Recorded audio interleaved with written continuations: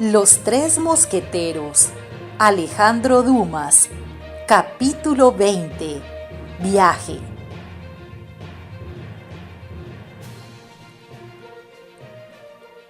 A las 2 de la madrugada partieron de París nuestros 4 aventureros por la puerta de San Dionisio. Mientras fue de noche permanecieron mudos. A pesar suyo sufrían la influencia de la oscuridad. Veían emboscadas en cualquier lugar. A los primeros rayos del sol se desataron sus lenguas. Con la luz vino la alegría. Les sucedía lo que la víspera de un combate. El corazón latía, los ojos se extasiaban y pensaban que la vida que tal vez iban a perder era después de todo una buena cosa. Por lo demás, el aspecto de la caravana era de los más temibles. Los caballos negros de los mosqueteros, su aire marcial y la costumbre del escuadrón que hace marchar con regularidad a esos nobles compañeros del soldado hubieran descubierto el más absoluto incógnito. Los criados los seguían armados hasta los dientes. Todo fue bien hasta Chantilly, donde llegaron a eso de las 8 de la mañana. Era necesario almorzar. Se apearon en una hostería en cuya muestra se ostentaba San Martín dando la mitad de su capa a un pobre. Mandaron a los lacayos no desencillar los caballos y estar prontos a partir a la primera orden. Entraron en el comedor y se sentaron a la mesa. Un caballero que acababa de llegar por el camino de Damartín permanecía sentado en la misma mesa desayunando. Entabló conversación sobre la lluvia y el buen tiempo.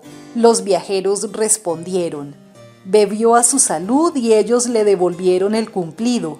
Pero en el instante en que Mosquetón entraba a anunciar que los caballos estaban prontos y todos se levantaban de la mesa, el caballero propuso a Porthos un brindis a la salud del cardenal. Porthos respondió que aceptaba con mucho gusto, si él a su vez brindaba por el rey. El caballero exclamó que no conocía más rey que su eminencia, y Porthos le llamó borracho. El ofendido sacó la espada. «Has hecho una tontería», dijo Athos. «No importa, ya no se puede retroceder. Mata a ese hombre y alcánzanos lo más pronto que sea posible». Los tres montaron a caballo y partieron a galope mientras Porthos prometía a su adversario perforarlo con todas las estocadas conocidas. «Ya va uno», dijo Athos al cabo de 500 pasos. «¿Pero por qué ese hombre se ha dirigido a Porthos y no a otro?», preguntó Aramis. «Porque como Porthos habla más alto que todos, le ha supuesto el jefe», dijo Artagnan. «Siempre he dicho que este Gascón es un pozo de ciencia», murmuró Athos. Y los viajeros continuaron su camino. A una legua de Bubáis, en un paraje en el que el camino se estrechaba entre dos taludes, encontraron 8 o 10 hombres que, aprovechándose de que el piso estaba ahí deshecho, simulaban trabajar cavando grandes hoyos llenos de barro. Aramis, temiendo manchar sus botas en aquel fango, los apostrofó duramente. Athos quiso contenerle, pero era tarde. Los trabajadores comenzaron a injuriar a los viajeros y con su insolencia hicieron perder la cabeza al mismo Athos, que arrojó su caballo contra uno de ellos. Entonces aquellos hombres retrocedieron hasta la cuneta del camino y, tomando los mosquetes que tenían ocultos allí, hicieron una descarga sobre los viajeros. Aramis recibió un balazo en el hombro y Mosquetón otro en las partes carnosas que se prolongan debajo de los riñones. Solo Mosquetón cayó del caballo, no porque fuera grave la herida, sino porque, como no podía verla, se sentía tocado. Sin duda creyó que era más peligrosa. «Es una emboscada», dijo Artagnan. «No disparemos un tiro. ¡Al galope!». Aramis, a pesar de su herida, cogió la crin de su caballo y siguió a escape a sus compañeros. El caballo de Mosquetón les había seguido y galopaba sin jinete con los demás. «Será un caballo descansado», dijo Athos. «Yo preferiría un sombrero», dijo Artagnan. «El mío se lo ha llevado una bala. Ha sido una fortuna que no llevara en él la carta». «El caso es que estos hombres van a matar al pobre Porthos cuando pase», dijo Aramis. Si Porthos permaneciera en pie ya nos habría alcanzado, dijo Athos. Yo creo que el borracho se habrá despejado al cruzar la espada. Y galoparon aún durante 2 horas, aunque los caballos estaban cansados y era de temer que pronto se negaran a hacer servicio. Los viajeros marchaban a campo traviesa, esperando de este modo ser menos inquietados. Pero en Crèvecroix, Aramis declaró que no podía seguir más adelante. En efecto, había sido necesario todo el valor que ocultaba bajo su forma elegante y sus maneras corteses para que llegara hasta allí. A cada momento palidecía y se veía precisado a agarrarse del caballo. Le apearon en la puerta de una taberna donde le dejaron con Bazin, que en último caso en una escaramuza era más embarazoso que útil, y partieron con la confianza de dormir en Amiens. «Pardiez», dijo Athos cuando se encontraron en el camino reducido a 2 amos y Grimaud y Planchet. «No vuelvo a caer en un lazo, y te respondo que no me harán abrir la boca ni sacar el acero desde aquí a Calais. Lo juro». «No juremos», dijo Artagnan. «Galopemos y aún pueden los caballos». Y los viajeros clavaron las espuelas en los ijares de sus caballos, que vigorosamente estimulados recobraron sus fuerzas. A las 12 de la noche llegaron a Amiens y se apearon en la puerta del Lys de Oro. El posadero tenía el aspecto del hombre más honrado del mundo y recibió a los viajeros con un candelero en una mano y su gorro de algodón en la otra. Quiso alojar a cada uno en una preciosa habitación, pero por desgracia estas habitaciones se encontraban en los 2 extremos opuestos de la posada. Artagnan y Athos las rehusaron. El posadero respondió que no había otras dignas de sus excelencias, pero los viajeros declararon que dormirían en una habitación común, donde les pondrían un colchón en el suelo a cada uno. El posadero insistió, los viajeros también, y fue preciso hacer lo que quisieron. Concluían de disponer sus camas y de atrancar la puerta cuando llamaron a la ventana que daba al patio. Preguntaron quién era, conocieron las voces de sus criados y abrieron. Efectivamente eran Planchet y Grimaud. «Grimaud bastará para cuidar los caballos», dijo Planchet. «Si los señores quieren, yo me acostaré a través de la puerta y de este modo estarán seguros de que nadie llegue hasta ellos». «¿Y dónde te acostarás tú?», preguntó Artagnan. «Vean mi cama», respondió Planchet y señaló un haz de paja. «Entra», dijo Artagnan. «Tienes razón, la cara del posadero es demasiado amable y no me gusta». «Ni a mí tampoco», dijo Athos. Planchet entró por la ventana, se instaló a través de la puerta, mientras Grimaud fue a encerrarse en la cuadra respondiendo de que a las 5 de la mañana él y los 4 caballos estarían prontos. La noche fue bastante tranquila. A eso de las 2 de la madrugada trataron de abrir la puerta, pero como Planchet se despertó sobresaltado y gritó «¿Quién va?», respondieron que se habían equivocado y se alejaron. A las 4 de la mañana se oyó gran ruido en las cuadras. Grimaud había querido despertar a los mozos y estos le apaleaban. Al abrir nuestros hombres la ventana, vieron a Grimaud sin conocimiento. Le habían descalabrado con un mango de una horquilla. Planchet bajó al patio y quiso ensillar los caballos que estaban rendidos. Solo el de Mosquetón, que había viajado sin jinete durante 5 o 6 horas, hubiera podido continuar la marcha. Pero por algún error inconcebible, el veterinario, a quien según parece habían enviado a buscar para que sangrara al caballo del posadero, había sangrado al de Mosquetón. Esto empezaba a hacerse sospechoso. Todos aquellos accidentes sucesivos podían ser producto de la casualidad, pero también podían serlo de un complot. Athos y Artagnan salieron, mientras Planchet corría a ver si había en las inmediaciones 3 caballos en venta. A la puerta había 2 con sus monturas. Eran vigorosos, por lo cual servían perfectamente. Preguntaron dónde estaban sus dueños y les dijeron que habían pasado la noche en la posada y estaban pagando su cuenta. Athos entró para pagar la suya, en tanto que Artagnan y Planchet se quedaron a la puerta de la calle. El posadero estaba en una habitación interior y baja donde rogó a Athos que entrara. Athos entró sin desconfianza y sacó 2 pistolas para pagar el hospedaje. El posadero estaba solo y sentado delante de un mostrador, uno de cuyos cajones estaba abierto. Tomó el dinero de Athos, le dio muchas vueltas en las manos y de pronto dijo que una de las monedas que le había entregado Athos no era buena y que iba a hacerles prender a él y a su compañero como monederos falsos. ¡Tunante!, gritó Athos dirigiéndose hacia él. «¡Te voy a cortar las orejas!».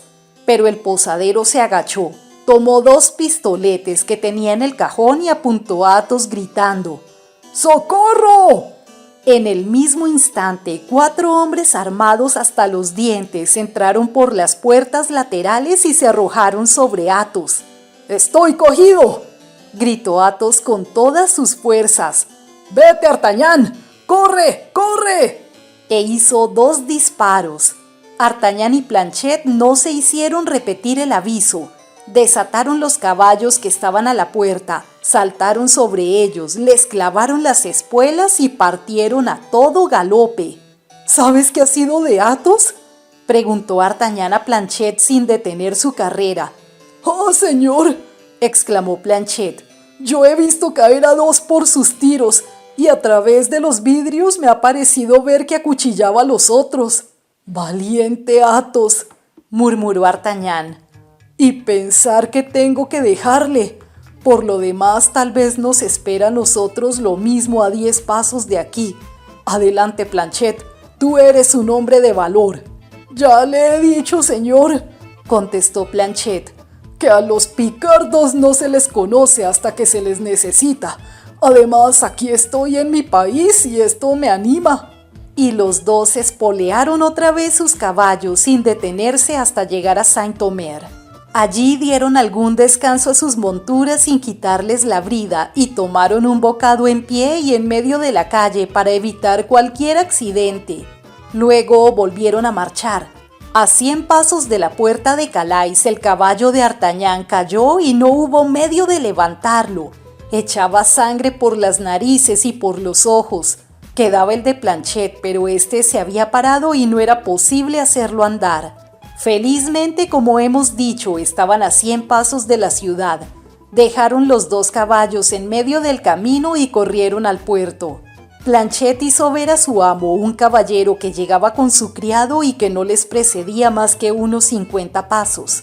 Se acercaron vivamente a él, que parecía muy afanado. Tenía las botas cubiertas de polvo y preguntaba si podía pasar al instante mismo a Inglaterra. «Nada es más fácil», respondió el patrón de un barco pronto a darse a la vela.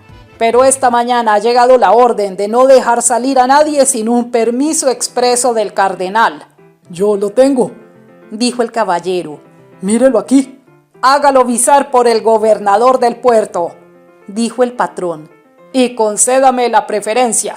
«¿Dónde está el gobernador?» «En su casa de campo». «¿Dónde está situada?» «A 1/4 de legua de la ciudad. Mire, desde aquí se divisa, al pie de aquella altura, un techo de pizarra». «Muy bien», dijo el caballero, y seguido de su lacayo tomó el camino de la casa de campo donde vivía el gobernador. Artagnan y Planchet le siguieron a 100 pasos de distancia. Una vez fuera de la ciudad, Artagnan apresuró el paso y alcanzó al caballero al entrar en una estrecha senda que atravesaba un bosque. «Caballero», le dijo Artagnan, «parece que tiene mucha prisa». «Sí, señor, mucha». «Lo siento», dijo Artagnan, «porque como yo también la tengo, quería pedirle una gracia». «¿Cuál?». «Que me dejara pasar primero». «Imposible», dijo el caballero. «He andado 60 leguas en 44 horas y es preciso que mañana a las 12 esté en Londres. Yo he andado el mismo camino en 40 horas y quiero estar en Londres mañana a las 10 de la mañana. Pues caballero, yo he llegado el primero y no pasaré el segundo. Pues yo he llegado el segundo y pasaré el primero». «Servicio del rey», dijo el caballero. «Servicio mío», replicó Artagnan. «Busca pendencia». «¿Qué quiere?». «¿Qué desea?». «¿Quiere saberlo?». «Sí». Pues bien, deseo la orden de que es portador, porque yo no la tengo y la necesito. ¡Se burla! No me burlo jamás. Déjeme pasar. No pasará. Le voy a romper la cabeza. ¡Hola, Lubin! ¡Vengan mis pistolas! Planchet, dijo Artagnan, encárgate del criado, yo me encargo del amo. Planchet, envalentonado por su primer encuentro, saltó sobre Lubin y como era fuerte y vigoroso lo derribó al suelo y le puso las rodillas sobre el pecho. «Haga su negocio, señor», dijo Planchet. «Yo he hecho el mío». Viendo esto, el caballero tiró de la espada y atacó a Artagnan, pero no daba con ningún manco. En pocos segundos Artagnan le dio 3 estocadas diciendo: «Una por Athos, otra por Porthos y otra por Aramis». A la tercera el caballero cayó al suelo. Artagnan le creyó muerto o por lo menos desmayado y se acercó para cogerle el pase. Pero en el momento en que extendía el brazo, el herido, que no había soltado la espada, le tiró un puntazo al pecho diciendo: «Una por vos y otra por mí», dijo Artagnan furioso, clavando en tierra a su adversario con una 4ª estocada en el vientre. Entonces el caballero cerró los ojos y se desmayó. Artagnan registró el bolsillo donde había guardado el pase y lo tomó. Estaba a nombre del conde de Wardes. Luego, dirigiendo una postrer mirada sobre aquel guapo joven que tendría apenas 25 años y a quien dejaba negado en su sangre, privado del sentido y quizás muerto, suspiró pensando en el extraño destino que obliga a los hombres a destruirse unos a otros por los intereses de personas que les son extrañas y que algunas veces ni siquiera saben que existen. Pero bien pronto le sacaron de sus reflexiones los rugidos de Lubin, que pedía socorro con todas sus fuerzas. Planchet le puso la mano sobre la garganta y le apretó fuertemente. «Señor», dijo, «mientras yo le sujeto así no gritará, pero en cuanto lo deje volverá a empezar. Creo que es normando y los normandos son tosudos». En efecto, a pesar de lo oprimido que estaba, Lubin trataba de gritar. «Espera», dijo Artagnan, y le amordazó con su pañuelo. «Ahora», dijo Planchet, «atémosle a un árbol». La operación se ejecutó a conciencia. Luego acercaron al conde de Wardes a su criado, y como iba anocheciendo y el atado y el herido quedaban internados a algunos pasos en el bosquecillo, era evidente que estarían allí hasta el día siguiente. «Ahora», dijo Artagnan, «pronto a la casa del gobernador». «Pero me parece que usted está herido», dijo Planchet. «No es nada. Ocupémonos de lo que más importa. Luego pensaremos en la herida». Y los dos se dirigieron a buen paso hacia la casa de campo del digno funcionario. Anunciaron al señor conde de Wardes. Artagnan fue introducido. «¿Tiene una orden firmada por el cardenal?», preguntó el gobernador. «Sí, señor, aquí está». «Está bien», dijo el gobernador. «Se halla en regla y viene muy recomendado». «No es raro», respondió Artagnan. «Soy de los más adictos a su eminencia». «Parece que quiere impedir que alguien llegue a Inglaterra». «Sí, a un tal Artagnan, caballero gascón que partió de París con 3 amigos con el propósito de ir a Londres». «¿Lo conoce personalmente?» «¿A quién?» «A ese Artagnan». «Mucho». «Deme sus señas». «Me será muy fácil». Y Artagnan dio todas las señas del conde de Wardes. «¿Le acompaña alguien?», preguntó el gobernador. «Un criado que se llama Lubin». «Vigilaré bien, y si los cojo puede su eminencia perder cuidado. Los enviaré a París con buena escolta». «Haciéndolo así, señor gobernador, merecerá bien del cardenal». «Usted le verá al regreso». «Sin duda». «Le ruego que le diga que soy su más adicto servidor». «No dejaré de hacerlo». Y tranquilo con esta seguridad, el gobernador visó el pase y lo devolvió a Artagnan. El joven no perdió el tiempo en cumplidos inútiles. Saludó al gobernador, le dio las gracias y salió. Una vez fuera de la casa, él y Planchet echaron a correr y, dando un largo rodeo, evitaron el bosque y entraron en la ciudad por otra puerta. El barco estaba pronto a partir. El patrón esperaba en el muelle. «¿Qué hay?», preguntó al ver a Artagnan. «Ya está avisado mi pase». «¿Y el otro caballero?». «No marchará hoy, pero pierda cuidado, yo pagaré por los dos». «Pues vamos». «Vamos», repitió Artagnan, y saltó con Planchet al bote. 5 minutos después estaban a bordo. Apenas había navegado 1 milla cuando Artagnan divisó una luz y oyó una detonación. Era el cañonazo que anunciaba la clausura del puerto. Entonces llegó para Artagnan la oportunidad de ocuparse de su herida. Como el joven había pensado era muy leve, la punta de la espada había resbalado sobre una costilla. La camisa se había pegado sobre aquel arañazo, pero solo vertió algunas gotas de sangre. Artagnan estaba destrozado de cansancio. Le tendieron un colchón en el puente, se acostó en él y durmió. Al amanecer del día siguiente se encontraba a 3 o 4 leguas de la costa de Inglaterra. La brisa apenas había soplado durante la noche y se había navegado poco. A las 10 fondeó el barco en el puerto de Douvres. A las 10:30 Artagnan saltó a tierra diciendo: «¡Por fin, heme aquí!». Pero aún no era todo. Era preciso llegar a Londres. En Inglaterra la posta estaba muy bien servida. Artagnan tomó un caballo para él y otro para Planchet. Un postillón les precedía. En 4 horas llegaron a las puertas de la capital. Artagnan no conocía Londres ni sabía inglés, pero escribió en un papel el nombre de Buckingham y el primero a quien lo presentó le enseñó el palacio del duque. El duque estaba casando con el rey de Windsor. Artagnan preguntó por su ayuda de cámara de confianza, quien había acompañado a su amo en todos sus viajes. Hablaba perfectamente francés. Le dijo que llegaba de París para un asunto de vida o muerte y que le era necesario hablar con el duque inmediatamente. La seguridad con que hablaba Artagnan convenció a Patricio, que este era el nombre de aquel ministro del ministro. Hizo ensillar 2 caballos y se dispuso a acompañar al joven guardia. Respecto a Planchet, lo había desmontado de una cabalgadura, tieso como un palo. El pobre muchacho no podía más. Artagnan parecía de hierro.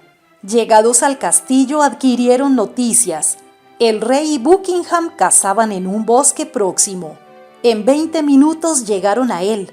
Pronto Patricio oyó la voz de su amo que llamaba a su halcón. «¿A quién debo anunciar, señor?». «Al joven que una noche le buscó querella en el puente nuevo delante de la Samaritana». «Extraña recomendación». «Ya verá que no es mala». Patricio puso su caballo al galope, alcanzó al duque y en los términos indicados le anunció que le esperaba un mensajero. Buckingham recordó al instante a Artagnan y sospechando que le llevaba noticias de algo que ocurría en Francia, no tomó más tiempo que el necesario para saber dónde estaba el portador de ellas, y como reconociera de lejos el uniforme de guardias, puso su caballo al galope y fue al encuentro de Artagnan. Patricio, por discreción, se mantuvo apartado. «¿Ha sufrido alguna desgracia la reina?», preguntó Buckingham, expresando con esta pregunta todo su amor y todo su pensamiento. «No lo creo», repuso el gascón. «Sin embargo, creo que corre algún peligro del que solo su gracia puede sacarla». «¿Yo?», exclamó Buckingham. «¿Seré tan dichoso que pueda servirle de algo? Hábleme, se lo ruego. Tome esta carta», dijo Artagnan. «¿De quién es?». «De su majestad, creo». «¿De su majestad?», dijo Buckingham palideciendo tanto que Artagnan creyó que iba a desmayarse. El duque abrió la carta. «¿Qué significa esta rasgadura?», preguntó Artagnan mostrándole un agujero que el papel tenía. «¡Ah!», respondió Artagnan. «No lo había visto. La espada del conde de Wardes la haría al herirme». «¿Está herido?». «Es muy poco, un rasguño». «Dios mío, ¿qué estoy leyendo?», exclamó el duque. «Patricio, quédate aquí. O mejor busca al rey y di a su majestad que le suplico humildemente que me perdone, pero que un asunto de suma importancia me llama a Londres. Venga, caballero, venga». y los dos tomaron al galope el camino de la capital.